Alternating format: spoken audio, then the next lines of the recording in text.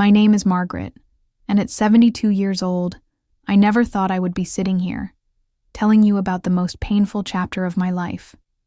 But perhaps sharing my story will help others who find themselves in similar situations, abandoned by the very people they sacrificed everything for. It was a cold December morning when everything changed. I had been living with my son Robert and his wife Linda for 3 years, ever since my husband Harold passed away. I thought I was contributing to the household, helping with cooking, cleaning, and watching their twin boys, Timothy and Thomas, who were 8 years old at the time. That morning, I woke up to hushed voices coming from the kitchen. My hearing isn't what it used to be, but I could make out enough to understand that they were talking about me. What I heard next shattered my heart into a million pieces. "Mother is becoming too much of a burden," Robert was saying. "She eats too much, and the grocery bills are getting expensive. Plus, she's always in the way when we want to entertain guests." Linda's voice was even more cruel. "I can't stand having her around anymore. She's old-fashioned and embarrasses us in front of our friends. Maybe it's time we looked into that nursing home we discussed." I stood there in my nightgown, trembling not from the cold, but from the shock of hearing my own son talk about me like I was some unwanted piece of furniture. These were the same people I had helped raise, the same family I had given my life, savings to when Robert wanted to start his business. What happened next was something I never could have imagined. Instead of openly confronting me about their feelings, they began a campaign of slow cruelty. It started with the food. I noticed that there were fewer groceries in the house.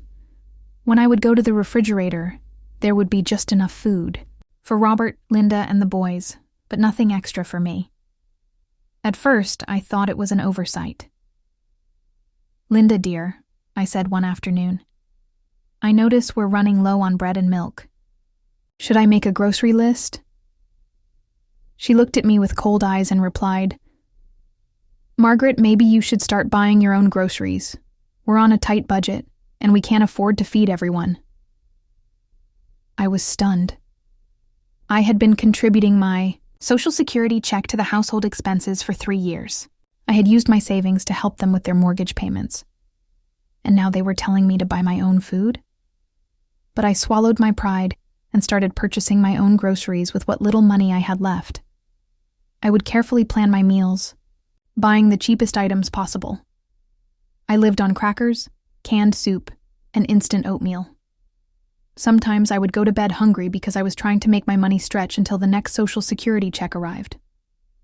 The boys, Timothy and Thomas, began to notice. They would sometimes sneak me cookies or fruit from their school lunches. "Grandma, are you okay?" little Timothy asked me one day. "You look skinny." I forced a smile and told him I was fine. But inside, I was dying. Not just from hunger, but from the realization that my own family had turned against me. Despite everything that was happening at home, there was one tradition that Robert and Linda maintained religiously. Every Friday night, they would take the boys to their favorite restaurant, Rosewood Manor. It was an upscale establishment that had been in our town for over 30 years, known for its elegant atmosphere and excellent steaks. I remember the first time they left me behind. I was sitting in the living room watching television when I heard them getting ready to leave. "Where are you going?" I asked innocently.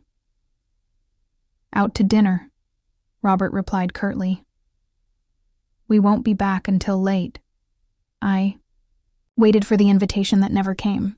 I watched through the window as they loaded into their car, the boys excited about their weekly treat, while I remained behind with an empty stomach and an even emptier heart. This became their routine. Every Friday night, they would dress up and go to Rosewood Manor, spending what I calculated to be at least $200 on a single meal, while I sat at home eating canned soup and wondering how my life had come to this. I began to dread Fridays. The anticipation of being left behind, the smell of Linda's expensive perfume as she got ready, the sound of the boys' laughter as they headed out the door. It all became a weekly reminder of how unwanted I had become in my own family. If you're finding this story relatable or eye-opening, please consider hitting that subscribe button to join our community of people who share their real-life experiences and support each other through difficult times. The situation reached its breaking point on a particularly cold January evening. I had been feeling unwell for several days, but I was afraid to mention it because I didn't want to be seen as even more of a burden. That Friday, as the family prepared for their usual dinner at Rosewood Manor, I could barely stand up. "Robert," I called weakly from my bedroom, "I'm not feeling well. Could you possibly stay home tonight, or maybe bring me something back from the restaurant?" He appeared in my doorway, looking annoyed. "Mother, we have reservations.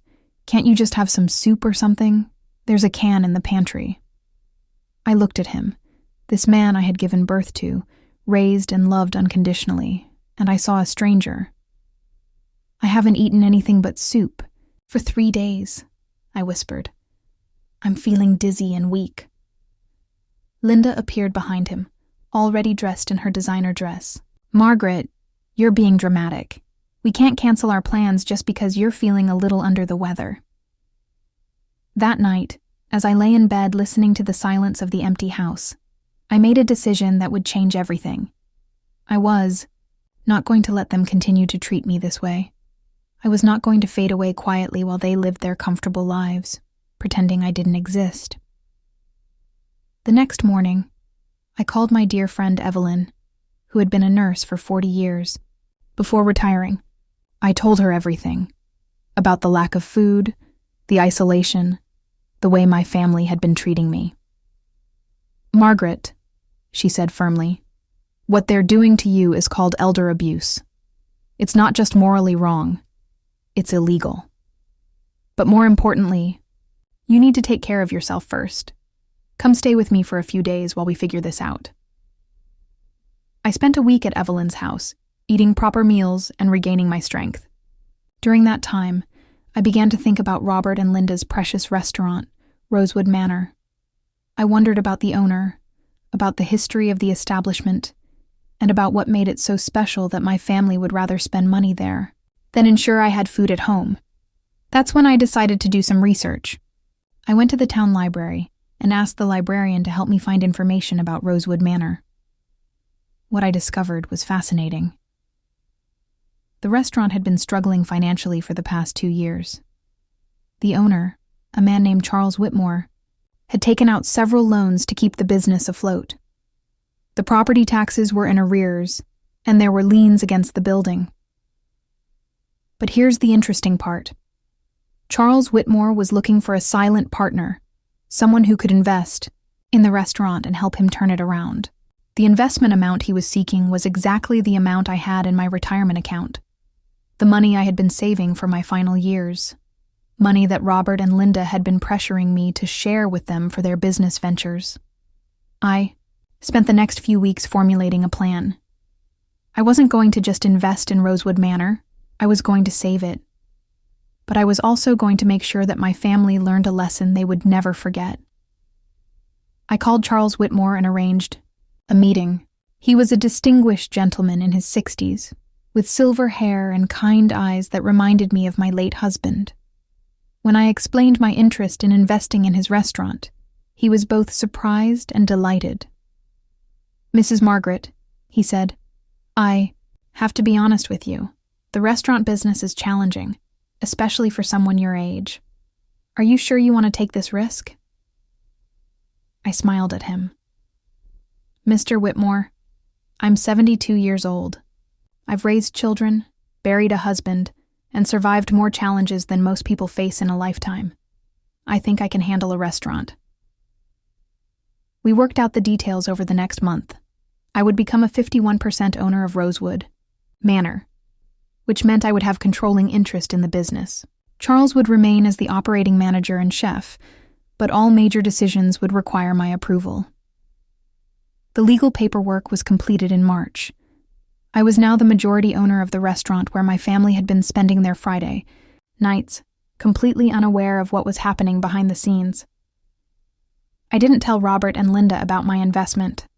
I wanted them to continue their Friday night routine, oblivious to the fact that their money was now going directly into my pocket.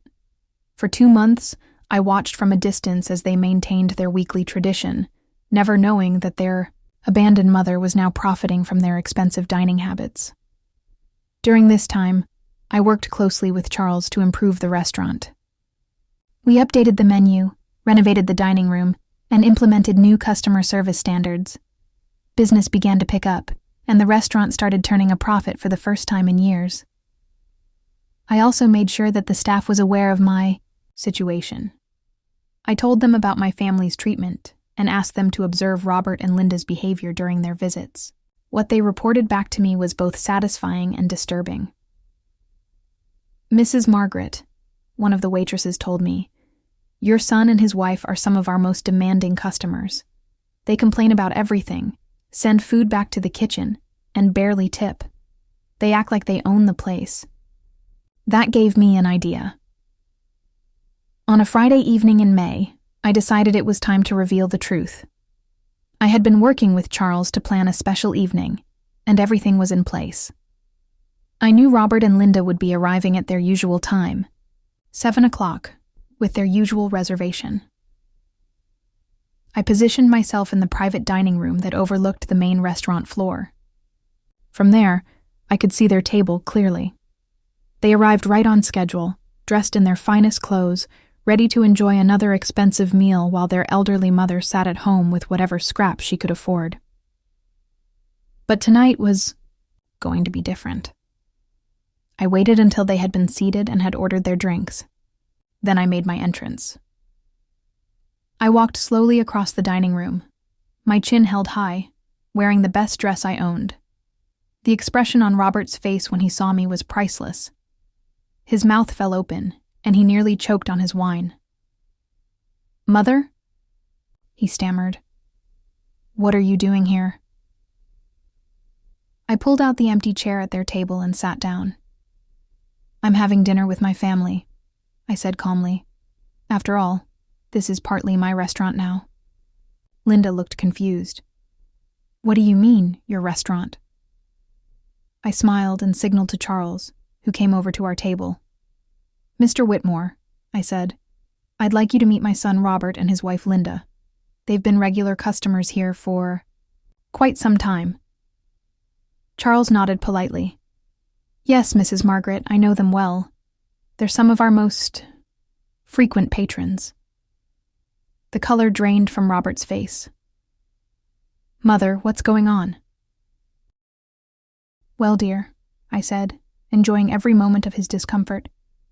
"After you made it clear that I was too expensive to feed, I decided to invest my retirement money in something worthwhile. I'm now the majority owner of Rosewood Manor." Don't forget to subscribe and hit that notification bell if you want to hear more stories like this one. Stories of real people who found the strength to stand up for themselves when their own families let them down. The silence at the table was deafening. Timothy and Thomas, who had been quietly coloring on their children's menus, looked up at their parents with confusion. "Grandma," Timothy said innocently, "does this mean you own this restaurant?" I ruffled his hair affectionately. "Yes, sweetheart, I do. Which means you and your brother can have anything you want from the menu tonight. It's on the house." Linda found her voice first. "Margaret, this is ridiculous. You can't just buy a restaurant. Where did you get the money?" "From the retirement account that you and Robert have been asking me to share with you," I replied. "I decided to invest it instead of giving it away to people who can't even afford to feed me." Robert's face was turning red with anger. "You had no right to make such a major decision without consulting us. That money could have helped us expand our business." I leaned forward and looked him directly in the eyes. "Robert, you told your wife that I was eating too much and that the grocery bills were too expensive. You left me to buy my own food while you spent hundreds of dollars every week at this restaurant. You made me feel like a burden in my own family. Did you really think I would just fade away quietly? The other diners in the restaurant were beginning to notice the tension at our table. Charles discreetly positioned himself nearby, ready to intervene if necessary. Furthermore, I continued, I've been reviewing the restaurant's records. Do you know how much money you've spent here over the past year? Over $10,000. That's more than double what it would have cost to feed me properly for the same period. Linda was now crying, but I felt no sympathy for her. Margaret, you don't understand. We have expenses, obligations. And I don't, I interrupted. I have medical bills, prescription costs, and basic living expenses. But instead of helping me, you made me feel like I was stealing food from your children's mouths. What happened next was something I had planned carefully. I called over our head waiter, James, and spoke loud enough for the entire restaurant to hear. James, I want you to present Mr. and Mrs. Robert with their bill for tonight's meal, and please add a 20% service charge, since they have a history of undertipping our staff. Robert started to protest, but I held up my hand. Oh, and James, please make sure they understand that as of next week, we'll be implementing a new dress code and reservation policy. Customers who have been reported for rude behavior will need to make reservations 24 hours in advance and prepay for their meals. The humiliation on their faces was complete. Other customers were watching, whispering among themselves. Robert and Linda had been publicly called out for their poor treatment of the restaurant staff, and everyone in the dining room knew it. You can't do this, Linda hissed. This is harassment. No, dear, I replied calmly. This is business. And as the majority owner of this establishment, I have the right to set policies that ensure all customers are treated fairly and that my staff is respected. Charles stepped forward. Mrs. Margaret, should I prepare the special meal you requested for your grandsons? I nodded. Yes, please. Timothy and Thomas, would you like to see the kitchen? Mr. Whitmore makes the best chocolate cake in town. The boys looked at their parents for permission, but Robert and Linda were too stunned to respond. I took the boys by the hands and led them toward the kitchen, leaving their parents to contemplate what had just happened. The story of what happened that night spread quickly through our small town. Within a week, everyone knew that the elderly woman who had been mistreated by her family had turned the tables on them in the most poetic way possible. But the real changes happened at home. When I returned to Robert and Linda's house that night, I found them waiting for me in the living room. Mother, Robert said, his voice subdued, we need to talk. I sat down across from them, feeling stronger than I had in months. Yes, we do. We had no idea you were so unhappy, Linda said, though her words sounded hollow. Really? I replied. You had no idea that leaving me to buy my own food while you spent hundreds of dollars on restaurant meals might make me unhappy? You had no idea that excluding me from family activities might hurt my feelings? Robert looked down at his hands. We thought you preferred to stay home.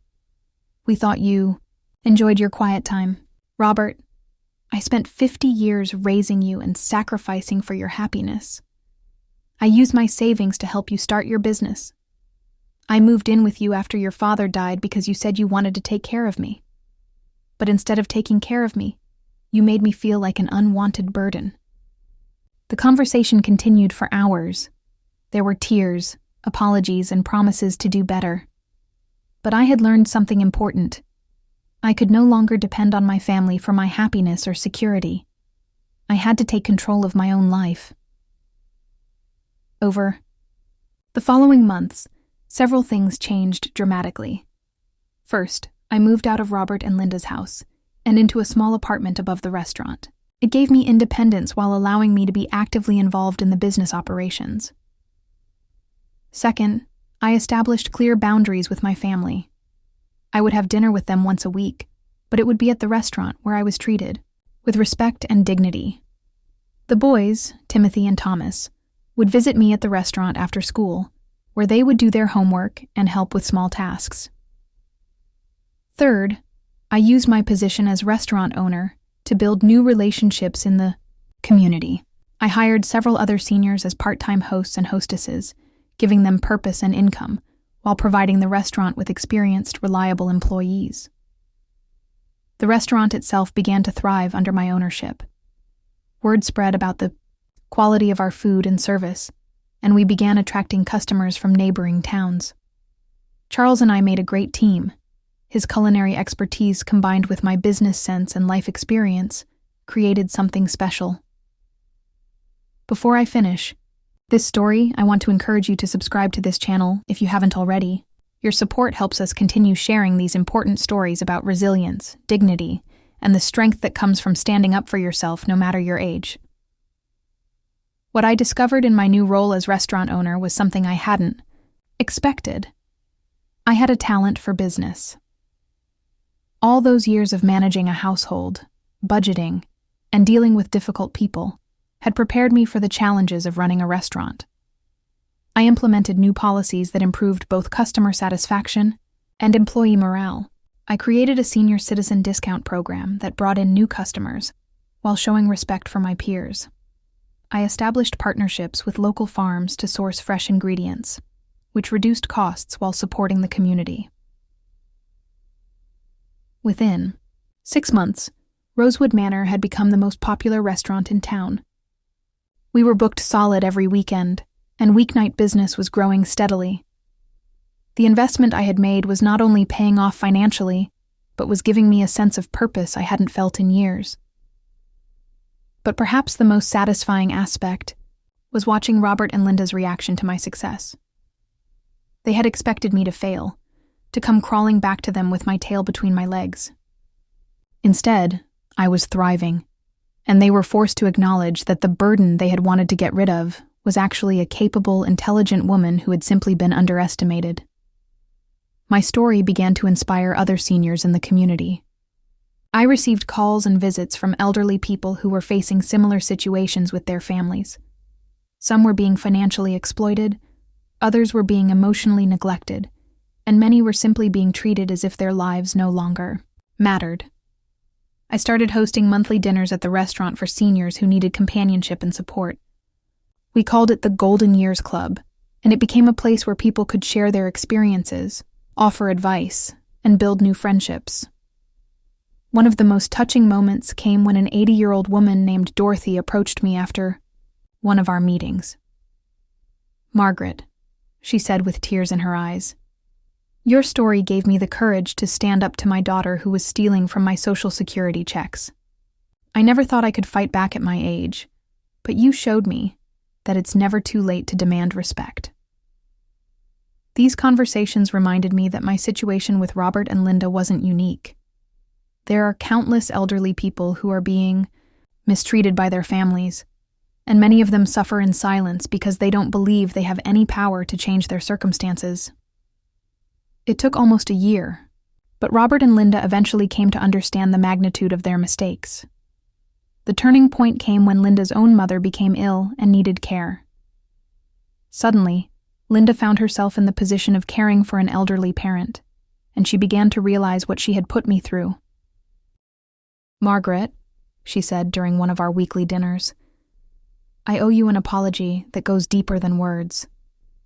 I never understood what it felt like to be responsible for an aging parent until now. The fear, the frustration, the financial pressure, none of it excuses how we treated you, but I finally understand what you were going through." Robert's apology was harder to come by, but it eventually came. "Mother, I was scared," he admitted.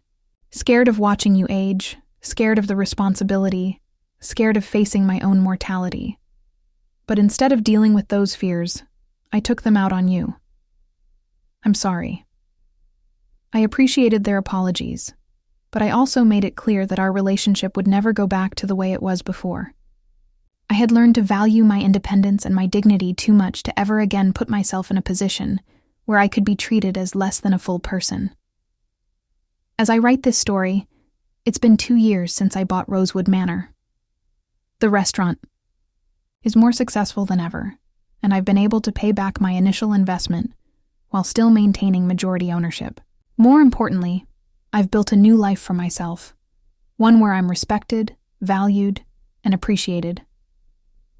Timothy and Thomas, now 10 years old, spend several afternoons a week at the restaurant. They've learned to bus tables, take simple orders, and help with food preparation. But more than that, they've learned to treat elderly people with respect and kindness. They've seen what happens when families don't value their elders, and they've promised me they'll never make the same mistakes their parents made. "Grandma," Timothy said to me recently, "when I grow up, I want to help you run the restaurant. And I want to be a chef like Mr. Whitmore," Thomas added. These conversations give me hope for the future. Maybe the next generation will do better than we did. Maybe they'll understand that growing old isn't something to be ashamed of or hidden away, but rather a natural part of life that deserves respect and dignity. If there's one thing I want people to take away from my story, it's this. It's never too late to stand up for yourself. It doesn't matter if you're 72, 82, or 92. You deserve to be treated with respect and dignity. You deserve to have your basic needs met. You deserve to be valued for the wisdom and experience you bring to the world. Don't let anyone, not even your own family, convince you that you're a burden. You're not. You're a human being with rights, feelings, and worth. And if the people around you can't see that, then maybe it's time to find new people who can. My restaurant has become more than just a business. It's become a symbol of what's possible when you refuse to accept mistreatment. It's a reminder that we have more power than we think we do, even when we feel most powerless. Every Friday night, I still see families like Robert and Linda used to be. Families who are so caught up in their own lives that they forget to cherish the time they have with their elderly relatives. I hope that some of them will read this story and realize that the solution isn't to push their elders aside, but to embrace them and learn from them while they still can. The story doesn't end here. Every day brings new challenges and new opportunities. The restaurant continues to grow. The Golden Years Club continues to help seniors in our community, and I continue to learn that age is just a number. It doesn't define your worth or limit your potential. I've started writing a cookbook featuring recipes that have been passed down through generations of families represented in our Golden Years Club. I'm also working with a local attorney to establish a fund that helps seniors who are being financially exploited by their families. But most importantly, I wake up every morning with purpose. I have work to do, people who depend on me, and goals to achieve. I'm not just surviving, I'm thriving. Robert and Linda still come to the restaurant every Friday night, but now they're part of a larger family dinner that includes me, the boys, and sometimes other members of our extended family. The conversations are different now, more respectful, more inclusive, and more honest. They've learned that I'm not just their mother or grandmother. I'm Margaret, a successful businesswoman, a community leader, and a person worthy of respect. And I've learned that sometimes the best way to teach people how to treat you is to show them what you're capable of when you're treated well. This is my story of transformation, revenge, and ultimately, redemption. It's a story about finding strength you didn't know you had and using it to create a better life for yourself and others. It's about refusing to be invisible and demanding to be seen, heard, and valued. And it's about understanding that it's never too late to write a new chapter in your life, even if you have to buy a restaurant to do it.